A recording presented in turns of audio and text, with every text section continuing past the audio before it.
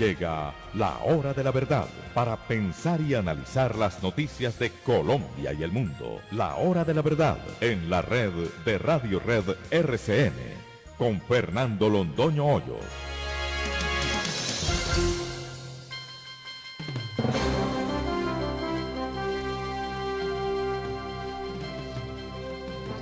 Muy buenos días, son las 6 de la mañana de este martes 15 de octubre de 2019.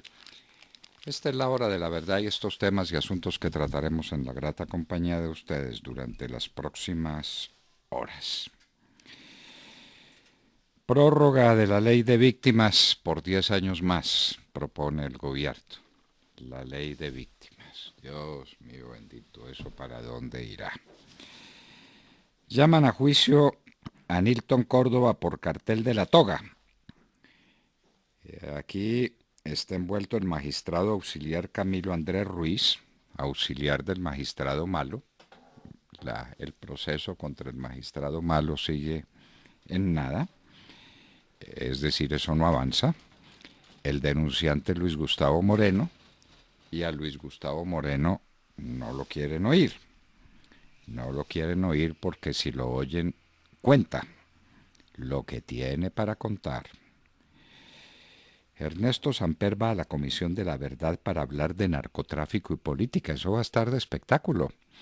El presidente elegido con la plata de los narcotraficantes del norte del Valle y de los Rodríguez Orejuela, de manera comprobada y rebatible, entonces ahora dicta cátedra en la Comisión de la Verdad sobre narcotráfico y política. Esto sí es el colmo de la desnaturalización de la verdad en Colombia. China y los Estados Unidos declaran una paz temporal. Ya ayer se decía que la cosa no era tan convincente y que las bolsas estaban un poquito retrecheras o tímidas o pálidas porque las primeras noticias fueron muy alentadoras. Los Estados Unidos y China posponían todo su enfrentamiento para comienzos del año entrante y dejaban este fin de año sin aranceles, sin retaliaciones, sin guerra comercial. Pero ahora, quién sabe, con Trump nunca se sabe. Ya fue aprobado y entró en vigencia el salvavidas a Electricaribe. De manera, señores, que a pagar con mucho entusiasmo, con mucha fe en el porvenir, las desventuras, las diabluras, las inconsistencias, las corruptelas de Electricaribe. A pagar, se dijo. De manera que unos corrompen y otros pagan. Para las elecciones ya entramos en la recta final, nos faltan 2 semanas exactamente. Hay un empate técnico en Bogotá. Bogotá está de pronóstico reservado. Ventaja muy señalada de Ramos en Medellín. En Cali estaba ganando un exguerrillero con imputación penal. Era lo que le faltaba a Cali.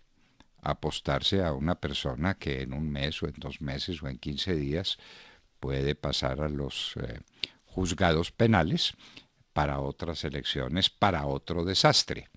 Cali ha tenido una falta de talento increíble los electores de Cali para elegir alcaldes y esa es la desventura de una de las ciudades más bellas de este continente.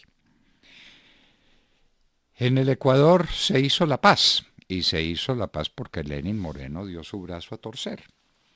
Y entonces ahora uno se pregunta si está dispuesto a regalarle gasolina a la gente, bien barata, y por evitarlo sostuvo lo que sostuvo y sometió al país los franceses dirían tour de force, al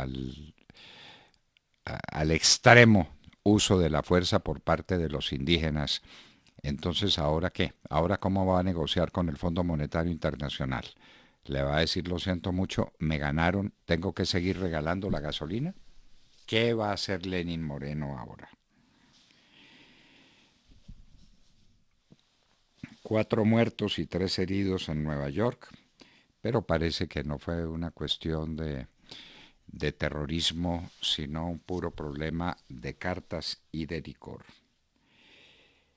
Renunció el jefe de seguridad interna de Trump, el señor Kevin McClellan, que era el encargado de maltratar a los migrantes que trataban de llegar a los Estados Unidos. Entonces Trump seguramente buscará una persona más eficaz para darle palo a los migrantes latinos que han hecho posible la vida de los Estados Unidos en los últimos años.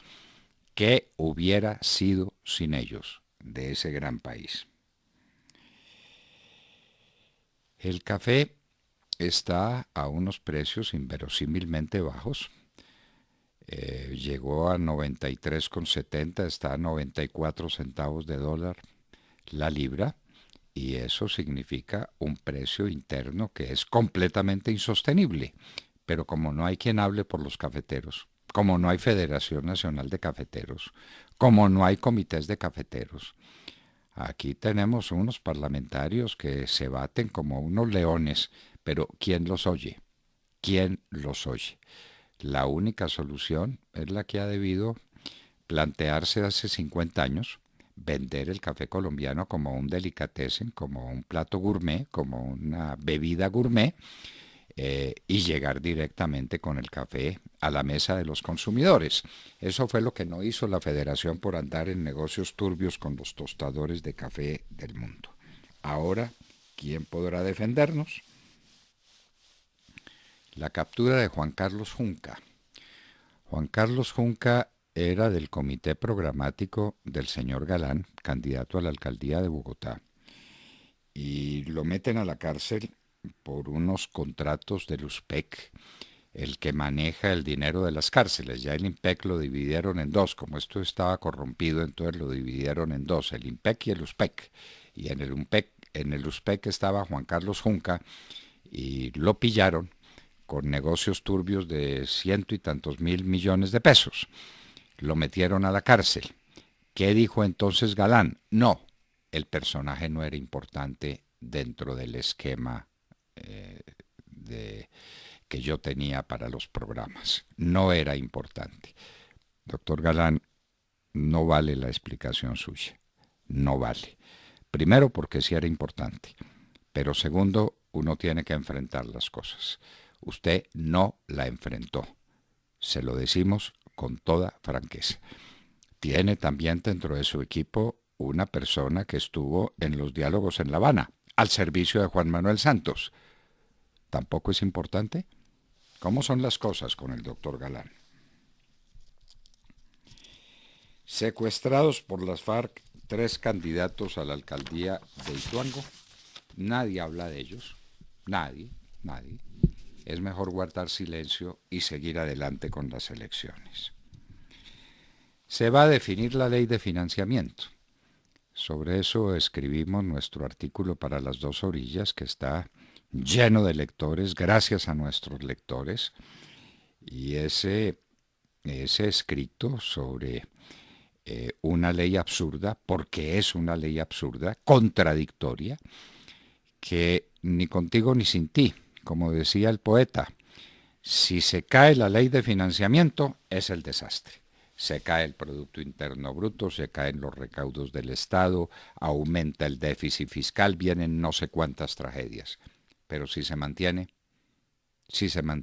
haremos un análisis en la hora de la verdad, bien elemental y bien sencillo, de cómo la ley de financiamiento es absolutamente contradictoria con todas las políticas del gobierno nacional.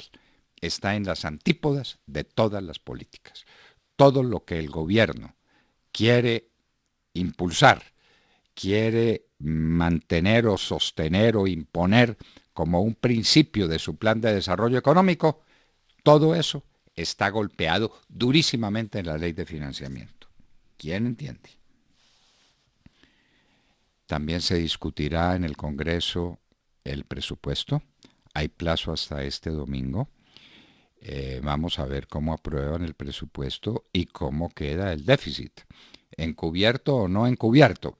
pero todos sabemos que el presupuesto para el año entrante, con ley o sin ley de financiamiento, es un presupuesto mocho y cojo. Pánico y violencia en el norte de Siria. Trump retiró sus tropas, las tropas de los Estados Unidos, dejó en el aire a sus aliados, los kurdos, que ya le parecen muy feos porque en la Segunda Guerra Mundial no combatieron al lado de los Estados Unidos, hágame el favor, pero sí eran sus aliados en la lucha contra ISIS. Los abandonó el señor Trump, los abandonó y los están moliendo a pasos. Ahora le impone sanciones a Turquía. Turquía se morirá de la risa de las sanciones del señor Trump. Hace lo que le da la gana, impone su ley y el señor Trump le deja Siria definitivamente a Rusia. Y ese es un enclave estratégico en la lucha por el dominio del Oriente. Ataque a candidato a la alcaldía de Zulia en norte de Santander. No pasa nada. Pavorosos incendios en el sur de California. En el sur de California se están produciendo unos incendios forestales gigantescos prácticamente cada año. El violento ataque de enfermedades de transmisión sexual en los Estados Unidos. Hay alarma en el mundo por varias plagas. Una es la malaria, el paludismo. Volvió con toda su fuerza. Y están diciendo que la malaria es responsable de muchas escenas de la historia.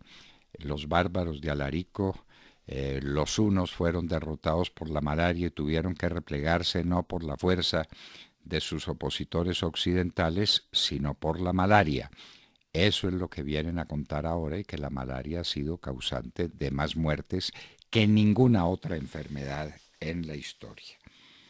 Y ahora en los Estados Unidos volvieron las enfermedades de transmisión sexual, la gonorrea, la sífilis, el VIH, la clamidia. Hay verdadera alarma, los jóvenes dejaron de usar condón y cada vez son más activos sexualmente y ahí están los resultados. En Colombia sigue la erradicación manual de cultivos ilícitos. Están muy orgullosos con esa erradicación y que ya muy pronto se cumplirá el prospecto que tenían para este año, pero se muestran preocupados con la resiembra. Claro, si se combate manualmente la erradicación, si se hace manualmente la erradicación, ese es el resultado, la resiembra inmediata. Con el glifosato, contra aviones, a los aviones sí no les ganan los sembradores de coca. Pero hay un hecho aquí que pasa desapercibido.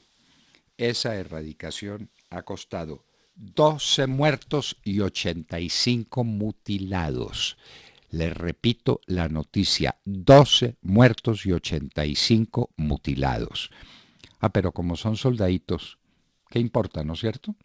O como son unos pobres jornaleros que muertos de hambre se tienen que someter a que les paguen un salario jugándose la vida. ¿Esto qué es? ¿Esto qué es? 85 mutilados que pudieron evitarse con fumigación con glifosato y siguen muertos de miedo de la Corte Constitucional. 12 muertos, 85 mutilados, señor presidente. Por Dios, ¿eso no gravita sobre su conciencia? Se lo preguntamos.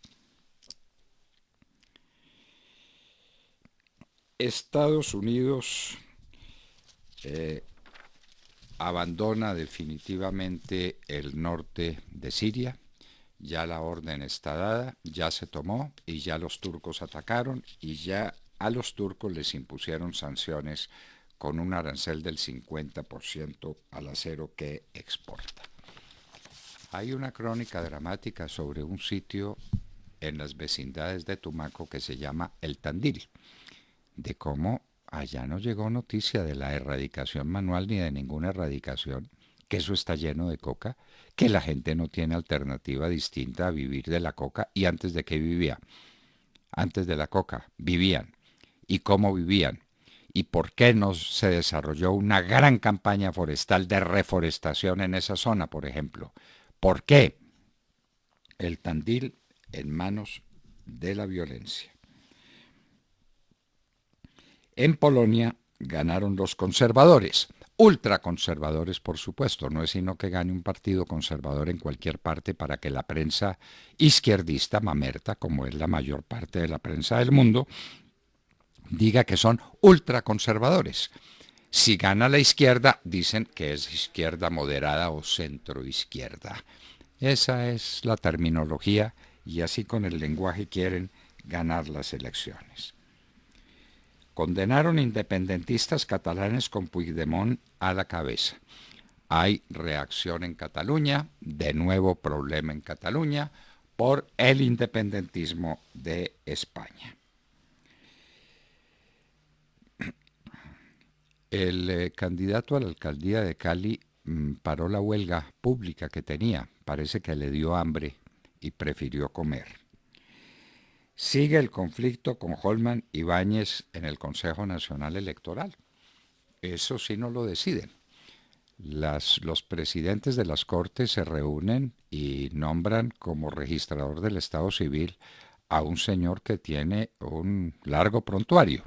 Al parecer, inclusive amistades con Otto Bula, vinculaciones con Odebrecht, cosas muy feas de las que hablará más adelante de Mar Córdoba. Pero el caso de Holman Ibáñez, que ahí está, la ley es clara, eso no tiene duda ninguna, eso no lo resuelven. Consulta al Consejo de Estado, y como el Consejo de Estado acaba de declarar, o la Corte Suprema, cuál de los dos ya nos lo contarán, que ellos pueden violar la ley cuando el cumplimiento de la ley suponga que se transgreden ciertos principios, las Cortes están autorizadas para violar la ley. Bueno, entonces quiere decir que en Colombia no hay ley, sino que hemos entrado a otro derecho, el derecho de los jueces. 14 policías muertos en Michoacán, México. México es un país comido por la violencia narcotraficante y AMLO les declaró la paz y les dijo que no los perseguiría a los mafiosos y se comieron ese país. Los costos del Nobel. Esto es viejo, pero vale la pena que lo recordemos. Lo que costó el premio Nobel de la Paz del señor Juan Manuel Santos. Los indígenas en el Cauca dicen que el cartel de Sinaloa está reclutando niños. Y ahora están llorando la muerte de un líder indígena. Pero estamos en paz. Y en Hoy en la Historia recordaremos a uno de los más grandes poetas de todos los tiempos, Virgilio. Virgilio, que está entre el paganismo viejo y los albores del cristianismo. Inclusive muchos exégetas cristianos han dicho que Virgilio puede ser el primer poeta cristiano. Acompañó a Dante en su recorrido por el mundo de ultratumba en la Divina Comedia, el poeta Virgilio, las Geórgicas, las Églogas y la Eneida. Uno de los más grandes poetas de todos los tiempos nació en un día como hoy, en el año 68 a.C. De todo esto y de mucho más hablaremos con ustedes en las próximas horas en la Hora de la Verdad. Y los invitamos a seguirnos a través de la señal de audio en alta calidad en TuneIn, en donde nos encuentran como La Hora de la Verdad. Asimismo, los invitamos a sintonizarnos en los diales 710 AM en Medellín, 1200 AM en Cali y 970 AM en Bogotá. Y recuerden que estamos presentes en nuestra cuenta de Twitter, @Hora de la Verdad. A través de esta cuenta pueden seguir el minuto a minuto de nuestras emisiones. Los invitamos también a seguir nuestra transmisión a través de Facebook Live, con nuestra señal en vivo y todo el contenido de nuestras emisiones que está disponible en nuestro canal canal en YouTube. Tenemos también nueva cuenta en Instagram, ahí estamos compartiendo historias, videos, imágenes y todos los acontecimientos del país. Síganos en @lahora-de-la-verdad-oficial. No olviden visitar nuestra página de internet www.lahoradelaverdad.com.co, en donde pueden sintonizarnos y compartir sus opiniones a través del chat. En Colombia son las 6 de la mañana, 21 minutos. Comenzamos ya, bienvenidos. www.lahoradelaverdad.com.co. Escúchenos desde cualquier parte del mundo a través de nuestra página de internet. Opinión, deportes, cultura y entrevistas. Visítenos y participe. www.lahoradelaverdad.com.co. Pase la voz. De receso a un Washington totalmente dividido, porque sabemos que hay varios comités demócratas que han seguido avanzando una investigación que podría llevar a un intento de destitución de los demócratas del presidente Trump. Ha habido testimonios, audiencias en varios comités de la Cámara de Representantes. Ayer, por ejemplo, se presentó una ex asesora de seguridad nacional, Fiona Hill, quien se conoció habría declarado en contra del abogado personal del presidente Donald Trump, Rudy Giuliani, y de los esfuerzos de Giuliani por convencer a Ucrania de que investigue al máximo rival en la contienda presidencial del presidente Trump, el ex vicepresidente Joe Biden. Hoy, por ejemplo, se vence el plazo para que el vicepresidente Mike Pence, miembros del Departamento de Defensa y también Giuliani le entreguen a estos comités documentos. Sabemos que la Casa Blanca les ha pedido que saboteen la investigación, diciendo que se trata de una investigación ilegítima, que lo que busca es darle un golpe de Estado. Sin embargo, en medio de todo esto, hoy también tenemos en Ohio otro debate de los aspirantes demócratas a la nominación presidencial. Los ojos del país van a estar puestos en el ex vicepresidente Joe Biden, que está en el ojo del huracán por esta investigación, por los negocios de su hijo en Ucrania, que eran los que el presidente Trump quería que fueran investigados. También en el ojo del huracán va a estar el senador de Vermont, Bernie Sanders. Como ustedes saben, sufrió un paro cardíaco y es su regreso a la contienda política. Muchos piensan que su situación de salud podría costarle bastante en estos esfuerzos, y por eso también los ojos van a estar puestos en Elizabeth Warren, senadora de Massachusetts, quien tras los problemas de Biden y de Bernie Sanders pues se ha disparado en las encuestas. Obviamente se espera que gran parte de los ataques sean contra Warren.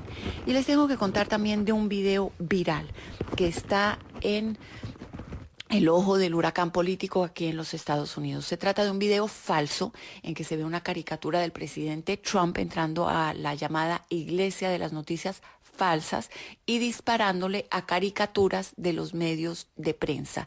Les da balazos en la cabeza a muchos periodistas de estos medios de prensa y también golpea violentamente a sus rivales políticos. Por ejemplo, a Bernie Sanders le quema la cabeza, golpea a Hillary Clinton, al expresidente Barack Obama, y después llega al altar y se sonríe.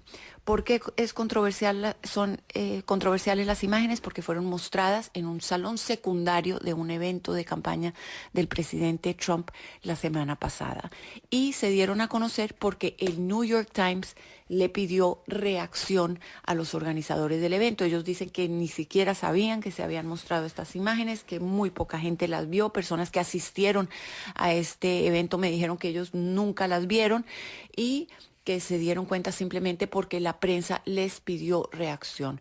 Los que publicaron el evento en esta sala, las imágenes en una sala secundaria, dicen que son imágenes claramente satíricas, que ninguna persona razonable se las tomaría en serio, pero críticos de la administración Trump dicen que sí son preocupantes, sí se las están tomando en serio por masacres, por ejemplo la de El Paso, en que un hombre la emprendió contra hispanos, dicen que inspirado en las palabras de el presidente Trump, y temen que como el presidente Trump ha atacado tanto a los medios de prensa, estos son algunos críticos, se pueda ver nuevos ataques contra los medios de comunicación. Sin embargo, la Casa Blanca y la campaña Trump 2020 salieron inmediatamente a condenar la violencia, a condenar las imágenes. A muchos les ha sorprendido que el presidente Trump haya tardado tanto en reaccionar a estas imágenes, que nuevamente la Casa Blanca y la campaña Trump han condenado, diciendo que no hay espacio para este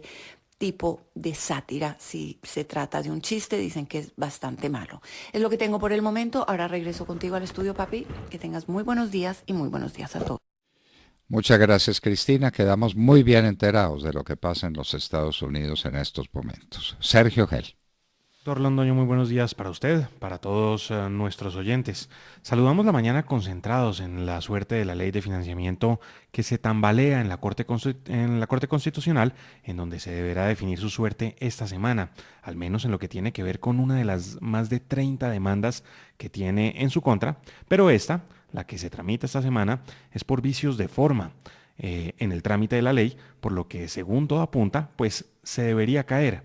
Y si se cae, por supuesto que las implicaciones son gravísimas, ya lo recuerda usted en su columna de las 2 orillas de esta semana, se nos abriría un boquete de al menos 7 billones de pesos, seguiríamos con un déficit fiscal que no resulta fácil de atajar y bueno, estaría el gobierno ante un difícil panorama que lo obligaría a tramitar una nueva ley, esta vez sí, cuidando las formas de las que muy pendientes debían estar en el anterior trámite, la ministra del Interior, el ministro de Hacienda y el señor Macías, el presidente del Senado en su momento. Pero todos ellos se descuidaron, pupitrearon parte de la ley y aquí el país quedó sometido a una reforma tributaria camuflada bajo el nombre de la Ley de Financiamiento, que además hay que decirlo, no resultó ser ni la mitad de lo que el gobierno pretendía que fuera, pues su trámite resultó bastante accidentado en el Congreso de la República y terminó siendo seriamente recortada y modificada esta famosa ley de financiamiento. Así pues que si se cae la ley esta semana ante la Corte Constitucional, tendría el país un difícil escenario en materia fiscal, pero creemos que tendría también la posibilidad de volver a barajar una ley de financiamiento, o mejor, una reforma tributaria que verdaderamente atienda el sentir del gobierno, que busca sanear las finanzas y atraer capitales, atraer inversión, mantener la que hay y no perseguir al pueblo y a quienes generan riqueza, espantándolos y llevándose lo poco que queda en el país. Es esta quizá la oportunidad para revertir, por ejemplo, el IVA a las gaseosas, para revertir los gravámenes sobre la remisión de utilidades al exterior y quitar ese cerrojo que deja atrapado el dinero de quienes aún creen en Colombia e invierten en nuestro país. Y bueno, es la oportunidad también de hacer una verdadera reforma tributaria como el país la requiere, que atienda los propósitos del gobierno nacional de crear prosperidad a través de la legalidad, del emprendimiento y de la equidad.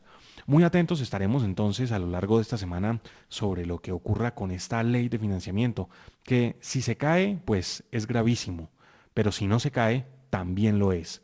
Más pertinente no puede ser la pregunta de su escrito en las 2 orillas de esta semana, doctor Londoño.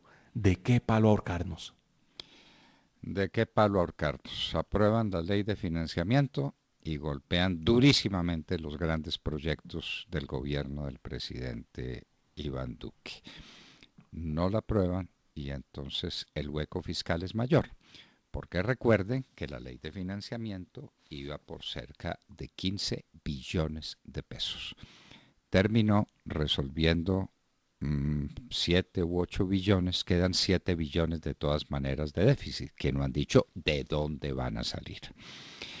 Y esta ley de financiamiento está que se cae, y uno no sabe qué es peor, si que se caiga o que se quede. Ya lo explicaremos en nuestra nota editorial. Tatiana Guerrero. Buenos días, doctor Fernando, compañeros, ya toda nuestra querida audiencia. Tras 12 días de violentas protestas, volvió la calma a Ecuador, o eso creemos. Las conversaciones entre el Poder Ejecutivo ecuatoriano y los movimientos indígenas dieron frutos. Mesa de negociación que se reunió a las afueras de Quito y que tuvo la intermediación de las Naciones Unidas. El presidente Lenín Moreno anunció que deroga el decreto que eliminaba el subsidio a los combustibles. Además, se anunció el fin de las protestas. Como resultado del diálogo, se establece un nuevo decreto que deja sin efecto el decreto 883, para la cual se instala una comisión que elaborará este nuevo decreto. Así lo anunció el coordinador de las Naciones Unidas en Ecuador, Arnau Peral. Según la Defensoría del Pueblo, las manifestaciones dejan miles de millones de dólares en pérdidas en todos los sectores. 8 personas muertas, más de 1.000 heridos, incluidos algunos pacientes en estado crítico, y más de 1.000 personas detenidas. Por su parte, el Ministerio de Gobierno o del Interior reportó 1.419 detenidos, incluidos 54 extranjeros como cubanos, venezolanos y colombianos. Pues recordemos que fue el mismo presidente Lenín Moreno el que confirmó que en esas manifestaciones había infiltraciones de extranjeros y hasta dijo que el dictador Nicolás Maduro tenía metidas las manos ahí. Además, también dijo que había pruebas que hasta grupos armados colombianos como las FARC estaban involucrados en estas violentas manifestaciones. Moreno también dijo a través de su cuenta de Twitter que el decreto 883 será sustituido por uno nuevo que contenga mecanismos para focalizar los recursos en quienes más lo necesiten. Lenín hizo una negociación, pero nos preguntamos, ¿qué va a pasar ahora con Ecuador? Pues recordemos que el presidente Moreno hizo una negociación con el Fondo Monetario Internacional para acceder a créditos por más de 4.000 millones de dólares para poder lograr una estabilización económica en el Ecuador. La pregunta de ahora es, ¿qué va a pasar con el Fondo Monetario Internacional? ¿Las negociaciones que tuvo Lenín Moreno con los indígenas tendrán fruto o qué tendrá que hacer Lenín Moreno para recuperar la estabilización comercial de su país? Son 10.000 millones de dólares, de los cuales 4.000 millones de dólares pone el Fondo Monetario Internacional. Pero los otros 6.000 dependen de lo que diga el Fondo Monetario Internacional.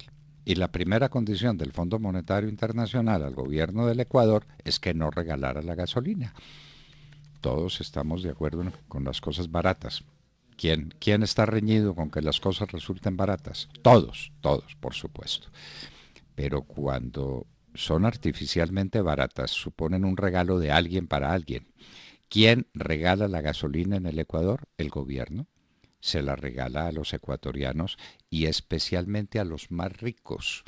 Lo dijeron los apóstoles de la cruzada de Lenín en todos los tonos. Si no me falla la memoria, el 84% del subsidio a la gasolina iba en favor de los ricos, que son los que tienen carro, que son los que gastan más gasolina. Y entonces ahora, ¿qué va a pasar?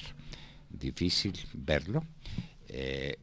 Lenín Moreno ya no negocia con los indígenas, tendrá que negociar nada menos que con el Fondo Monetario Internacional. Y ahí la cosa es sin barricadas, sin gases lacrimógenos, sin escándalos físicos, sin incendios a los edificios, pero con seriedad. Y seriamente, ¿cómo justifica uno un subsidio a la gasolina? Venezuela la regala, y ahí está Venezuela. Producía 3.200.000 barriles de petróleo por día y hoy produce 600.000. Y sigue regalando la gasolina, no le pone a eso el precio que tiene. ¿Y con qué regala la gasolina a un gobierno que no tiene con qué comer? Literalmente no tiene con qué comer, ni el gobierno ni los venezolanos. Ave María, de Mar Córdoba. Doctor Fernando, compañeros de la mesa, oyentes de la Hora de la Verdad, muy buenos días. El próximo 4 de diciembre se posesionará como nuevo registrador nacional del Estado Civil Alexander Vega, quien en medio de un proceso muy accidentado para su misma elección, logró llegar a la registraduría pese a unos señalamientos en su contra por parte de la red de veedurías y por parte también de la Fundación Paz y Reconciliación. Alexander Vega, desde que empezó el procedimiento en agosto para elegir registrador, por alguna razón quedó como el más opcionado para reemplazar a Juan Carlos Galindo y empezó encabezando la lista con 44 puntos a su favor, lo que no era suficiente para darlo por ganador. Pero aunque en la penúltima lista que publicaron las altas cortes su nombre aparecía en quinto lugar, les dio la sorpresa a los contrincantes que lo tenían al lado y con la entrevista le ganó el puesto a todos. Este es el anuncio por parte de la magistrada Gloria Ortiz de la Corte Constitucional de la elección de Vega. El puntaje más alto en esta etapa completada le correspondió al candidato Alexander Vega Rocha, quien tuvo 738.423 puntos. Es el puntaje más alto en este concurso. Los encargados de su elección fueron, como lo indica la Constitución Política, los presidentes de las altas cortes, la Corte Constitucional, la señora Gloria Ortiz, el Consejo de Estado, Luis Janet Bermúdez, y la Corte Suprema de Justicia, Álvaro García, para un periodo de 4 años. Ellos fueron los que hicieron el anuncio del nuevo registrador. Son muchas las denuncias en contra de Vega, y una de esas denuncias fue la que se dio a conocer la semana pasada por parte de la Fundación Paz y Reconciliación, donde el subdirector Ariel Ávila recogió varios señalamientos en contra de un nuevo registrador y los puso de presente ante las altas cortes. Alexander Vega tiene 3 grandes cuestionamientos en este momento. El primero es que él comenzó su carrera política de la mano de Bernardo Elías y de Musa Bezaile, ambos presos por temas de corrupción y ambos afectados por el escándalo de Odebrecht y por el manejo de la gobernación en el departamento de Córdoba y por el escándalo de FONADE. Su elección como magistrado del CNE por parte del partido de la U fue liderado por esas 2 personas. Segundo, la Corte Suprema de Justicia compulsó copias al Consejo Nacional Electoral a la magistrada Ángela Hernández de llamadas entre Alexander Vega y Otto Bula por más de 200 minutos, días antes de que estallara el escándalo de Odebrecht. Alexander Vega invitaba, según dice Ariel Ávila, a los magistrados de las altas cortes a fiestas y les regalaba relojes. Pues habrá que ver qué dice el señor Alexander Vega sobre estos gravísimos señalamientos que le hace nada más y nada menos que Ariel Ávila. Aseguró también Ávila que Vega sería el primer registrador nacional que podría ser capturado por el escándalo de Odebrecht, como ustedes lo acaban de escuchar. Lamentable que tantos señalamientos sean los protagonistas de la elección del nuevo registrador nacional del Estado Civil, que debería explicarle al país cada uno de estos asuntos de los que está hablando Ariel Ávila y de los que habló la Red de Veeduría Ciudadana. Esto es gravísimo. Las vecindades de este señor con Otto Bula y con Ñoño y con Musa serían suficientes para detener esa aspiración, pero no. Los magistrados los presidentes de las altas cortes, porque son los presidentes, la señora Ortiz, de cuyas luces y de cuya perspicacia jurídica ya tenemos suficientes noticias, la señora Lucy Janet Bermúdez, la que escribe los autos que debieran tener 2 páginas, los escribe en más de 100, resolviendo problemas de fondo como lo hizo con el tema de la justicia y de la paz, y el señor Álvaro García, de cuyas andanzas tenemos noticias claras. Fue el hombre al que le pareció muy bien y salió a justificarlo que un supuesto error judicial, que desde luego no lo fue, valiera como orden de interceptación telefónica contra el presidente Uribe. Entre esos 3 eligen al registrador como les da la gana. El que venía de quinto pasó a ser primero. ¿Quién lo eligió? ¿Los méritos? No, por supuesto. La entrevista lo ayudó, ¿no? No, pues, imagínese. Sí, por eso le estoy reforzando la tesis. No los méritos, sino la entrevista que le hicieron. La entrevista lo eligieron esos 3 personajes. Estaba de quinto y esos 3 personajes lo eligieron. Y entonces uno se pregunta en qué anda la corte. Y con razón, pues a Ñoño y a Musa y... ay, Dios mío, esto le revuelca a uno el alma, le revuelca el espíritu. ¿Por qué no nombraron una persona sin cuestionamientos? Una persona decente, una persona transparente. Es que es nada menos el registrador del Estado Civil. Hágame el favor, el que va a responder por la limpieza de las elecciones, el amigo de Ñoño y de Musa. No puede ser, no puede ser. Colombia no merece ese tratamiento. O que el señor explique cómo eran los 200 minutos de llamada que denunció Ángela Hernández. A ver que lo explique. Pero 200 minutos hablando con Otto Bula. En fin. Colombia no merece estas desventuras, las desventuras de tener unas cortes, de la mediocridad de las cortes y estos personajes de dónde salen, por Dios, y cómo aparecen. La Constitución del año 91, ¿qué le vamos a hacer? Tata Castro. Muy buenos días a todos.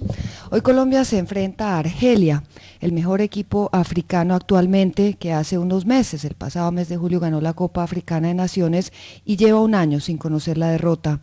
El partido será a las 2 de la tarde, hora de Colombia, en territorio francés, en Lille.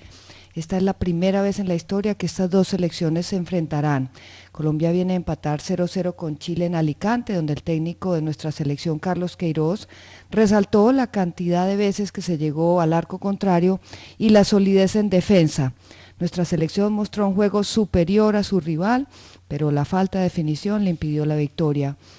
El delantero Duván Zapata salió lesionado en ese partido, ya regresó a Italia, donde se realizó una resonancia magnética que determinó una lesión de primer grado en el aductor de la pierna derecha, la cual le da una incapacidad mínima de 15 días y se perderá un partido importante de Champions con su equipo, el Atalanta, frente al Manchester City. Colombia a buscar la victoria hoy frente a un complicado equipo africano en otro amistoso como preparación a las eliminatorias del Mundial de Fútbol de Qatar. Hasta el momento van 3 empates frente a Brasil, Venezuela y Chile después de la eliminación en cuartos de final de la Copa América. En noviembre se jugarán otros 2 amistosos frente a Perú y Ecuador antes de cerrar el año. A propósito de Ecuador, doctor Londoño, ¿qué tal la goleada que le metió Argentina a esta selección ayer domingo? 6-1. ¿Qué tal eso? Vamos Colombia, 2 de la tarde. El dominio de Colombia sobre Chile fue absoluto y total. Con ese dominio le ha habido meter 3 o 4, cuando menos, y no le metió ninguno. No le metió ninguno. Claro, pues que se le robaron un penalti, que de esos que no se le roban nunca a nadie. El único en el estadio, en la parte de arriba, en la de abajo, en occidental, en central, en todas partes. Todo el mundo lo vio, menos el árbitro. Pero en fin, lo cierto pues es que el dominio de Colombia fue total y que ha debido meter 3 o 4 goles y no metió ninguno, lo que no deja de ser preocupante. Y en un minuto, sí, decía Tata. Los veamos hoy.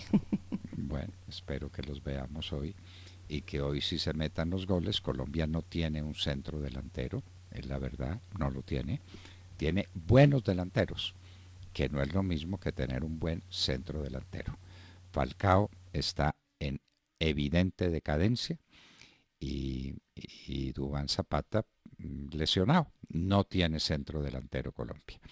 Y en un minuto estaremos con la candidata a la alcaldía de Buga, Valle del Cauca, por el Centro Democrático, doña Melisa Urdinola. ¿Cómo van las elecciones en esa gran ciudad, la ciudad señora de Colombia? En un minuto. Son las 6 de la mañana, 45 minutos, escuchan la hora de la verdad.